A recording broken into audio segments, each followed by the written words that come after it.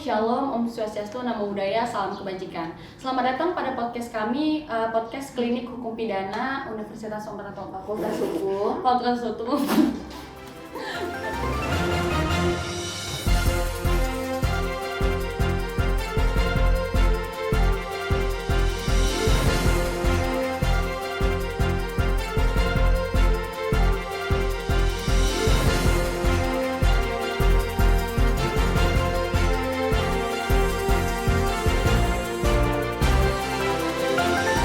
Assalamualaikum warahmatullahi wabarakatuh. Shalom, Om Swastiastu, Namo Buddhaya, Salam Kebajikan. Selamat datang pada podcast kami, Klinik Hukum Pidana. Bersama saya, Aisyah Putri Perdania Simatupang, dan juga rekan saya, Sabrina Putri Wardani, yang akan membawa sesi pada podcast kali ini.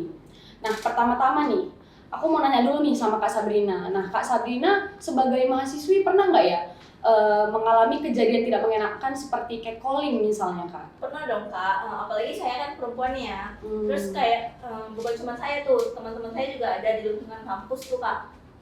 Kadang kan dipanggil Kak cewek gitu, itu kan risih ya Kak rasanya. Iya, benar-benar. Nah, jadi Kak, hari ini kita mau membahas tentang kejadian yang mirip-mirip Kak di lingkungan akademisi gitu ya Kak ya. Tentang hukuman yang tertunda nih Kak, menggali kasus guru 13 pencabul 13 santri nih Kak. Nah, jadi aku bacain dulu deh Kak kasus posisinya ya Kak. Nah, jadi ada seorang guru di Bandung nih Kak yang bernama Heri Wirawan. Nah, dia ini guru pesantren di Bandung yang menjadi sorotan publik sejak kasusnya disiarkan di berbagai media massa di tanah air pada tahun 2021 nih Kak. Nah, kasus kekerasan seksual 13 santri Wirawan yang sudah berlangsung sejak 2016 Kak. Dan sayangnya baru terungkap pada tahun 2021. Nah, 9 bayi sampai lahir Kak akibat kekerasan seksual tersebut. Nah, jaksa pada persidangan mendakwa pelaku HW alias Heri Wirawan dengan pasal 81 ayat 1 dan ayat 3 junto pasal 76D Undang-Undang Nomor 35 Tahun 2014 tentang perubahan atas Undang-Undang Nomor 32 Tahun 2002 tentang perlindungan anak junto pasal 65 Kitab Undang-Undang Hukum Pidana nih Kak. Nah, majelis hakim menyatakan Henry terbukti bersalah sesuai pasal 81 ayat 1, ayat 3 dan juga ayat 5 junto pasal 76D Undang-Undang Nomor 17 Tahun 2016 tentang perubahan atas Undang-Undang Nomor 23 Tahun 2002 tentang perlindungan anak junto pasal 65 ayat 1 Kitab Undang-Undang Hukum Pidana sebagaimana dakwaan pertama. Nah, pada putusan Pengadilan Negeri Bandung nih, majelis hakim mengadili terdakwa dengan putusan hukuman pidana penjara seumur hidup dan biaya restitusi terhadap Kementerian Perlindungan Perempuan dan Anak. Nah, menimbang bahwa hidup manusia adalah suci, maka majelis hakim berpendapat akan lebih baik memberikan pidana kepada terdakwa yang demikian seumur hidup, namun tidak memungkinkan lagi karena terdakwa bertemu dengan para anak korban. Nah, majelis juga memutuskan tidak menjatuhi hukuman kebiri kimia dan restitusi terhadap Henry Wirawan. Hakim berpendapat hukuman kebiri kimia tidak memungkinkan untuk dilakukan, mengingat Henry dijatuhi hukuman penjara seumur hidup nih Kak. Nah, pasalnya berdasarkan undang-undang kebiri kimia dilakukan setelah terpidana menjalani pidana pokok. Tapi kebiri itu berarti hukuman tambahannya ya Kak ya? Iya benar Kak. Nah, kita sebelum kita bahas jauh nih ya Kak, kita udah mengundang 3 narasumber nih Kak yang akan menemani podcast kita pada hari ini nih Kak. Nah, jadi ini dia narasumber kita dari mahasiswi Fakultas Hukum Universitas Sumatera Utara. Dipersilahkan. Nah, sebelum kita masuk ke pertanyaan-pertanyaan nih, kita kenalan dulu nih sama para narasumber kita. Boleh dikenalkan dulu namanya mulai dari Kakak? Halo, nama saya Fadila Khairani. Saya Rizky Andi. Saya Kassandra Siburian. Nah, jadi kita Kak mau membahas tentang masalah daripada pencabulan nih Kak yang terjadi di lingkungan sekolah nih Kak. Nah, jadi aku mau nanya dulu nih Kak, bagaimana sih Kak pengaturan mengenai kasus pencabulan yang berlaku di Indonesia? Oke, kalau misalnya kita kan bahas masalah pencabulan anak di sekolah nih ya, membahas mengenai pengaturan pencabulan anak di Indonesia ini pada saat ini tuh diatur dalam Kitab Undang-Undang Hukum Pidana dan di mana terdapat pada pasal 290 ayat 3 dan di pasal 292. Ada juga di undang-undang diatur di Undang-Undang Nomor 17 Tahun 2016, bisa kita lihat pada pasal 76D junto pada pasal 81. Itu mengatur mengenai pencabulan anak, di mana dikatakan setiap orang dilarang melakukan kekerasan atau ancaman kekerasan terhadap anak berupa persetubuhan. Dan di pasal 81 itu sendiri diatur mengenai sanksi pidananya dan prosedur dari lain. Oh, berarti Kak bukan hanya di kita undang-undang hukum pidana aja ini Kak ya, pencabulan ini diatur, berarti ada di undang-undang lain ya Kak ya, Betul. seperti undang-undang perlindungan anak ya. Betul. Nah, apa-apa aja nih Kak kekurangan dalam penegakan hukum pidana yang ada dalam kasus ini Kak? Secara keseluruhan, kasus ini menyoroti perlunya reformasi sistem peradilan pidana untuk lebih efektif lagi menangani kasus kekerasan seksual, melindungi hak korban, dan untuk memastikan si pelaku mendapat hukuman yang tepat dan adil. Di kasus ini kita bisa lihat adanya keterlambatan penangkapan dan respon penegak hukum yang kurang cepat nih Kak. Baru itu di mana hal ini menunjukkan kurangnya mekanisme pelaporan dan perlindungan yang efektif bagi korban. Nah, tadi kan Kakak ada menyebutkan masalah keefektifan ya Kak ya. Nah, menurut Kakak nih, regulasi hukum di Indonesia, apa aja tuh langkah-langkah yang diperlukan untuk menerapkan hukuman yang maksimal nih Kak kepada si pelaku? Untuk hukuman maksimal sendiri itu ada hukuman mati itu sebenarnya sebagai bentuk hukuman tertinggi. Dalam Undang-Undang Nomor 1 Tahun 2023, dalam pasal 64-nya itu menyebutkan bahwa sistem pidana terdapat ada pidana pokok, pidana tambahan, dan pidana khusus untuk tindak pidana tertentu menurut undang-undang, di mana yaitu pidana mati. Pasal ini tuh menyatakan bahwa pidana khusus ini bukan lagi sebagai hukuman utama, melainkan hukuman alternatif, di mana si terdakwa perlu adanya masa percobaan selama 10 tahun. Nah, sementara di Undang-Undang Perlindungan Anak, yaitu Undang-Undang Nomor 17 Tahun 2016, Pasal 81 Ayat 1 dan 3 menyatakan bahwa pelaku kekerasan seksual terhadap anak dapat dijatuhi hukuman mati jika perbuatannya mengakibatkan dampak yang mengganggu psikologis, di mana kasus ini bukan hanya mengganggu dampak psikologis korban, melainkan dari perbuatan tersebut lahir 9 orang anak. Jadi untuk langkah-langkahnya itu bisa kita adakan dengan penegakan hukum yang lebih tegas lagi dan konsistensi dari penjatuhan hukuman, seperti itu. Iya Kak ya. Tapi kan Kak, kalau balik dari kasus tadi, dia kan tuh di putusannya tuh sampai hukuman mati ya Kak ya? Ya, Nah, kira-kira sekarang itu udah ada proses penjatuhan hukumannya belum? nah untuk prosesnya sendiri, Kejaksaan Agung itu mengatakan bahwa mereka tidak akan mengeksekusi terdakwa dalam waktu dekat karena untuk proses eksekusinya ini itu sendiri bukanlah hal yang mudah. Mereka tuh harus memiliki program untuk menjalankan eksekusi terpidana mati. Untuk prosesnya ini sendiri itu bukanlah hal yang mudah karena ada unsur HAM juga yang harus dipertimbangkan, seperti di pasal 28A Undang-Undang Dasar 1945, yaitu hak untuk hidup. Kemudian pihak Kejaksaan Agung ini juga menunggu nih upaya-upaya hukum yang masih bisa dilakukan oleh terdakwa, misalnya seperti gerasi, amnesti, ataupun PK. Jadi pada saat ini terdakwa masih ditahan di Rutan Kelas 1 Bandung, seperti itu. Jadi selama ini kita masih menunggu aja prosesnya. Iya. Nah, aku mau nanya lagi nih Kak, mengenai tindakan kebiri, tadi kan udah ada sedikit disinggung ya Kak ya. Mengenai tindakan kebiri ini Kak, regulasinya tuh apa aja ya Kak ya? Oke, kita berbicara mengenai regulasi ya. Sebenarnya hukuman kebiri ini kita bisa melihat pada Undang-Undang Perlindungan Anak nih. Undang-Undang Nomor 17 Tahun 2016 tentang Perlindungan Anak itu fokusnya di pasal 81 ayat 7. Kemudian kita juga bisa melihat nih tata cara pelaksanaan tindakan kebiri sendiri. Ada di Peraturan Pemerintah PP Nomor 70 Tahun 2020 tentang tata cara pelaksanaan tindakan kebiri, kemudian pelaksanaan alat pendeteksi elektronik, rehabilitasi dan lainnya mengenai kebiri itu sendiri. Terus aku juga mau nanya nih Kak, nah bagaimana tuh Kak kejahatan dapat diklasifikasikan ke dalam hukuman kebiri Kak, dan apa saja yang membedakan dengan hukuman lainnya nih Kak, seperti hukuman penjara, seumur hidup, ataupun hukuman mati?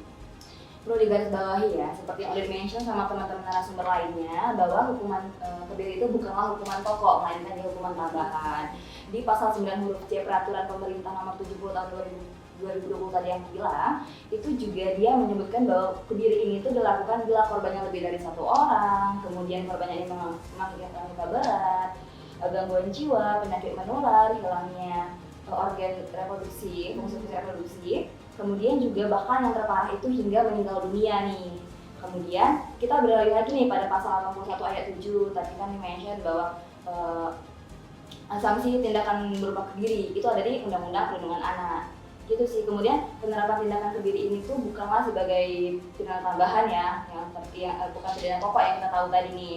Tapi kita mengorientasikan nih tujuan pembinaan tadi kan tuh sama-sama memberikan efek jerah yang sama nih. Hanya saja karena ada pidana tambahan tadi dia memberikan hukuman yang lebih ekstrim gitu sih. Jadi kayak sebenarnya hukuman kebiri ini tuh masih menimbulkan pro kontra. Tapi masyarakat awam, bahkan kita juga melihat bahwa pelaku pencabulan itu sudah layak mendapatkan hukuman kebiri gitu sih. Itu sih Kak, menurut aku. Tapi nih kita melihat lagi nih Kak, hukuman kebiri ini sebenarnya pun hadir itu sejak tahun 2020. Itu berarti 4 tahun yang lalu ya, sejak putusan Muhammad Aris yang menyebabkan lahirnya peraturan pemerintah ini tadi gitu. Itu salah satu juga bentuk regulasi dari pemerintah nih, bahwa pemerintah juga aware. Cuma sampai sekarang penerapannya bahkan belum ada. Berarti belum ada kembali ya Kak setelah kasus Aris kemudian ya Kak ya. Tapi kita bisa merujuk nih pada 10 negara deh yang sampai sekarang tuh masih menerapkan kebiri, contohnya di Korea Selatan.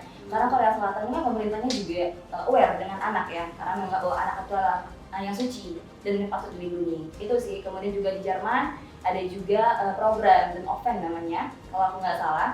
Itu tuh ada program untuk memberikan tindakan kebiri tadi untuk melindungi anak-anak juga, anak-anak korban pencabulan. Berarti Kak, regulasi daripada hukum kebiri ini hanyalah hukuman tambahan ya Kak Benar, ya? Yang artinya semisal nih Heri Wirawan keluar dari penjara yang seumur hidup, lalu dia akan diberikan hukuman tambahan kebiri seperti itu ya Kak. Namun sampai saat ini pun regulasinya belum dijalankan untuk yang kedua kalinya. Benar. Pada intinya sebenarnya kebiri ini tuh dijalankan atau dilakukan sesudah pidana pokok ini terlaksanakan. Gitu sih Kak simpelnya. Nah, aku mau nanya nih Kak, apakah batas usia korban itu dapat mempengaruhi hukuman yang lebih berat lagi bagi si pelaku ini Kak? Kalau membahas tentang pencabulan ya, batas usia itu dapat mempengaruhi hukuman bagi si pelaku pencabulan. Apalagi kita membahas ini usianya pada usia anak-anak. Kita tahu seperti yang udah kita bicarakan di awal tadi ya, undang-undang sendiri mengatur secara tersendiri nih pelaku pencabulan terhadap anak. Yang mana seperti juga yang kita jelaskan tadi, terdapat di pasal 76D Junto pasal 81. Di situ dibuat di pasal 81 itu sanksi denda dan sanksi kurungan penjara. Tapi pada kasus pencabulan ini juga dapat ditambahkan sanksi pidana tambahan seperti yang dijelaskan oleh Kak Rizka tadi. Nah, tapi ada unsur-unsur yang harus kita lihat di situ mengenai pemberian pidana tambahan berupa kebiri kimia ini, di mana apabila si pelaku pencabulan itu sudah pernah sebelumnya melakukan hal yang sama, yaitu pencabulan kepada anak, atau akibat dari pencabulannya ini memberikan dampak seperti meninggal dunia, kerusakan organ intim, ataupun gangguan jiwa dan kerusakan-kerusakan lainnya, hal-hal itu yang dapat memberikan si pelaku pencabulan ini pidana tambahan berupa kebiri kimia, seperti itu kan. Oke Kak, berarti sampai sekarang tuh kayak selalu ada melihat dari backgroundnya, selalu dilihat lah ya kan pidana tambahannya itu ya. Maksud saya itu kalau misalnya bisa seseorang dikenakan pidana tambahan, tapi kita harus lihat dulu nih unsur-unsurnya memenuhi nggak seperti yang ada di pasal seperti itu kan. Nah ini kan Kak, kita tadi udah bahas tentang regulasinya, unsur-unsurnya dan lain sebagainya nih Kak, tentang masalah pencabulan, lalu masuk kepada hukuman mati, lalu hukuman penjara seumur hidup dan juga kebiri nih ya kan Kak. Nah aku nih mau nanya nih Kak, apa sih pesan-pesan Kakak gitu kepada penegak hukum yang menangani kasus ini nih Kak? Menurut kalian tuh sebagai mahasiswa hukum tuh gimana gitu Kak? Apa pesan-pesan bagi penegak hukum gitu Kak? Mengingat sebenarnya regulasi daripada undang-undang kita belum terjalankan dengan maksimal seperti itu Kak. Mungkin kalau dari aku pribadi, karena sebenarnya Indonesia ini adalah negara hukum, kita sama-sama tahu ya bahwa setiap tindakan kita juga dilindungi oleh hukum dan diatur oleh hukum. Menurut aku lebih kepada penegakan atau penerapannya aja sih, kayak lebih berani menegakkan bahwa ini kan kita sudah ada nih regulasinya mengenai pidana pokok, pidana tambahan, kan sudah ada regulasi yang lengkap. Dan untuk pidana tambahan tadi itu juga mungkin agak bersinggungan dengan hak asasi manusia ya, jadi itu yang mungkin mempersulit. Cuman pesan aku tuh adalah keinginan aku sebagai mahasiswa hukum tuh mungkin lebih berani aja menegakkan aturan-aturan yang ada dan jangan dibiarkan tidur begitu saja sih peraturannya, itu sih kalau dari aku. Izin menambahkan ya, kalau saya sendiri juga setuju dengan KSK tadi, dan dimana sebenarnya sayang gitu loh, udah ada peraturan gitu, apalagi tentang tidur ini udah ada peraturannya. Sayang jika hanya sebagai sebuah regulasi tapi tidak diterapkan. Jadi ya pesan kepada penegak hukum ya dibangunkanlah pasal-pasalnya tidur ini seperti itu. Tapi tetap ini di highlight juga, tetap melihat pada hak asasi manusia karena sejatinya juga baik korban maupun pelaku sebenarnya sama-sama memiliki hak asasi manusia bahkan dari kita lahir kan, begitu sih. Nah, tadi kan kakak kan udah menyebutkan nih kayak pesannya kepada penegak hukumnya. Nah, sekarang aku mau nanya dong, apa nih harapan kakak terhadap kasus pencabulan anak yang marak di Indonesia ini? Sebenarnya marak di Indonesia ini tuh kita bisa melihat statistik dulu ya Kak ya. Lebih dari 50% sebenarnya korban pencabulan itu adalah anak dan perempuan kebanyakan. Harapan aku sih sebenarnya karena sekarang kita di Indonesia bukan cuma hanya ada regulasi aja nih, tapi kita juga ada lembaga seperti KPAI kalau untuk pencabulan anak ya. Terus kemudian kita juga ada Dinas Perlindungan Perempuan Anak yang ada di provinsi, kabupaten maupun kota. Itu sih lebih ke edukasinya gitu Kak, edukasi jadi sehingga masyarakat itu menjangkau adanya edukasi mengenai perlindungan ini tadi gitu, sehingga minim adanya kasus pencabulan nanti di kemudian hari. Nah, aku mau nanya nih terkhusus untuk Kak Sandra gitu ya. Nah, kira-kira apa tuh Kak harapannya untuk kasus pencabulan yang sebenarnya sekarang ini makin marak terjadi gitu Kak?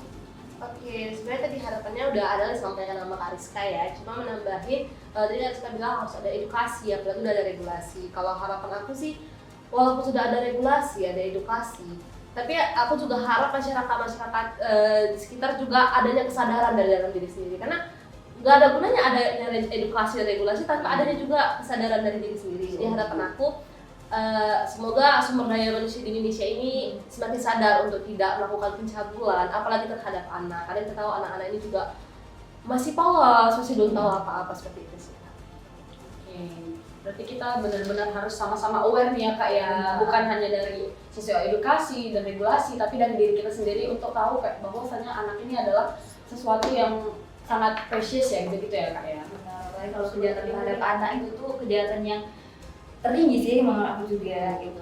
Mengenai anak yang seperti udah dikatakan Kak Sandra tadi, anak tuh suci dan mereka juga polos, mereka tidak tahu apa-apa, sangatlah kasihan karena mereka harus mengalami hal-hal seperti itu ya Kak.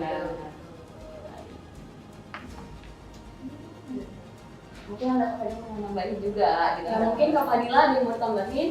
Kalau menurut aku sih ya Kak, hak korban tuh harus diperhatikan lebih lagi Kak, karena kalaupun mereka melakukan pelaporan nih, pasti mereka akan berpikir kayak nanti kalau udah di sana yang dampingi kami siapa, terus kalaupun nanti melakukan visum, terus yang bayar visumnya itu siapa. Jadi kayak mungkin harus pemerintah lebih memperhatikan hak-hak korbannya.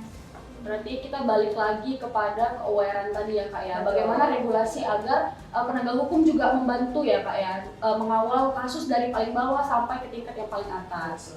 Ya, benar-benar. Nah, baiklah, jadi kita kayak udah dapetin banyak jawaban ya Kak dari pertanyaan-pertanyaan kita sebelumnya nih ya Kak. Terus informasi semuanya kayak sangat berguna ya dari sudut pandang kakak-kakak Fakultas Hukum nih.